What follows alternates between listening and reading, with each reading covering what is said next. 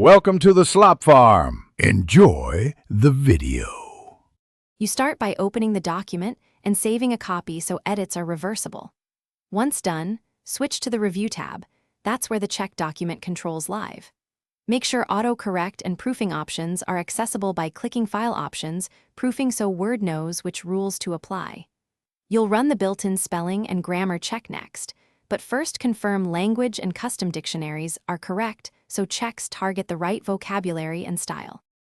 Click Spelling and Grammar to begin. Word will highlight issues one at a time. You should read each suggestion, accept if it matches intent, change if it alters meaning, or ignore with a reason. Use Replace to fix repeated errors quickly.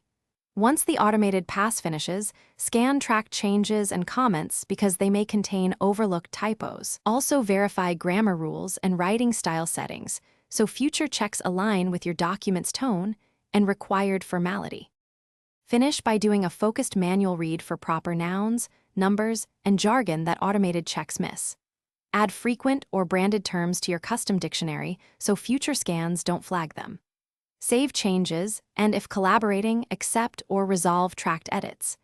If the spell check doesn't run, make sure the document language is set correctly and proofing is enabled in Options Proofing. Also restart Word to clear temporary glitches. This resolves most check failures quickly. Thanks for watching. Consider subscribing if we helped you today.